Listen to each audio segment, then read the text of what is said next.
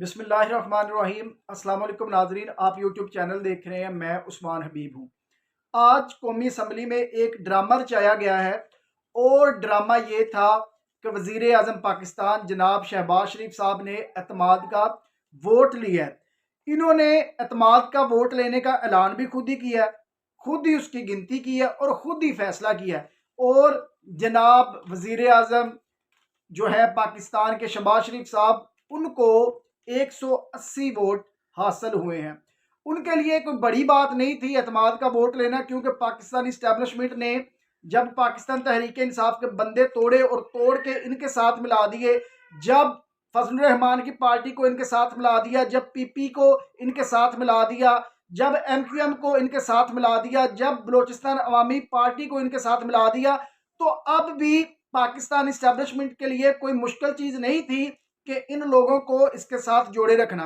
अगर आज पाकिस्तान इस्टेब्लिशमेंट इनके सर से अपना हाथ उठा लेती है तो ये जितनी भी 13 जमाती इत्तेहाद है वो बिखर जाएगा। ये जितना भी हो रहा है ये सारा पाकिस्तान इस्टेब्लिशमेंट करवा रही है और जब तक वो नहीं चाहेंगे तब तक निज़ाम ऐसे ही चलता रहेगा। शहबाज शरीफ ने एतमाद का वोट लेने के बाद जब उन्होंने स्पीच की तो पहले उन्होंने शुक्रिया अदा किया और फिर उन्होंने कहा कि जब यूसुफ रजा गिलानी नाअहल हुए थे अदालतों की तरफ से तो ये सरासर ज्यादती हुई थी। लेकिन आप अगर इस चीज को ये जान ले, इस चीज को गौर करें कि जब यूसुफ रजा गिलानी नाअहल हुए थे तो सबसे ज्यादा जो खुशी का इजहार किया था, जो भंगड़े डाले थे, वो यही बंदा था। ये शोबाज, ये जो शोबाजियां करता है शहबाज शरीफ, सबसे ज्यादा खुशी का जो एतराफ था वो इस बंदे ने किया था। इस बंदे ने कहा था जी आइन का बोलबाला हुआ है, अदालतों ने बड़ा अच्छा फैसला किया है। लेकिन आज वही झूठा मकार बंदा, करप्ट बंदा पार्लियामेंट में खड़ा होकर कह रहा है कि यूसुफ रजा गिलानी को जब अदालतों ने नाअहल किया तो वो उन्होंने ठीक नहीं किया, अब हम उसका बदला लेंगे, ये यूसुफ रजा गिलानी कह रहा है। लेकिन सबसे मजे की बात यह है कि जिस तरह से ये सुप्रीम कोर्ट के जजेस की, चीफ जस्टिस ऑफ पाकिस्तान की तौहीन कर रहे हैं, उनके अहकामात को हवा में उड़ा रहे हैं। मजे की बात तो ये होगी पाकिस्तानियों के लिए कि 180 वोट तो इस बंदे ने ले लिए, लेकिन कल जब अदालत लगे तो chief justice of Pakistan justice Umar Ata Bandial साहब इस बंदे को नाअहल कर दें। ये बड़ी मजे की बात होगी, पूरे पाकिस्तान के लिए खुशी की बात होगी। और फिर देखते हैं कि फिर ये क्या करते हैं जब ये नाअहल हो जाएंगे। आज भी समाप्त हुई इलेक्शन के हवाले से, पंजाब में इलेक्शन के हवाले से, और आज इलेक्शन कमिश्नर ने भी कह दिया कि 14 मई को हम पंजाब में इलेक्शन नहीं करवा सकते। अब इलेक्शन कमिश्नर मुंशी है इन लोगों का, पाकिस्तान इस्टेब्लिशमेंट का। जितने भी इदारे हैं वो सारे इस्टेब्लिशमेंट के नीचे लगे हुए हैं। अब सिर्फ एक सुप्रीम कोर्ट सिर्फ एक साइड पे खड़ी हुए, सारे अदारों, जितने भी इदारे, सबको कंट्रोल किया हुआ पाकिस्तानी इस्टेब्लिशमेंट ने। और पाकिस्तान इस्टेब्लिशमेंट के जो आईएसआई के चीफ थे वो भी मिलने गए थे चीफ जस्टिस ऑफ पाकिस्तान को। उन्होंने भी जाके कहा कि हम इलेक्शन नहीं करवा सकते, आप अपने फैसले पर नजरसानी करें। लेकिन जस्टिस उमरता बंदयाल साहब डट गए और उन्होंने कहा कि पंजाब में इलेक्शन तो 14 मई को ही होंगे। अब जब इनको कोई हरबा और नजर नहीं आ रहा, तब ये इन लोगों ने एक मुबैना ऑडियो लीक करवाई और उसको जोड़ दिया गया कि ये chief justice of Pakistan justice Umar Ata Bandial साहब की ये सास हैं।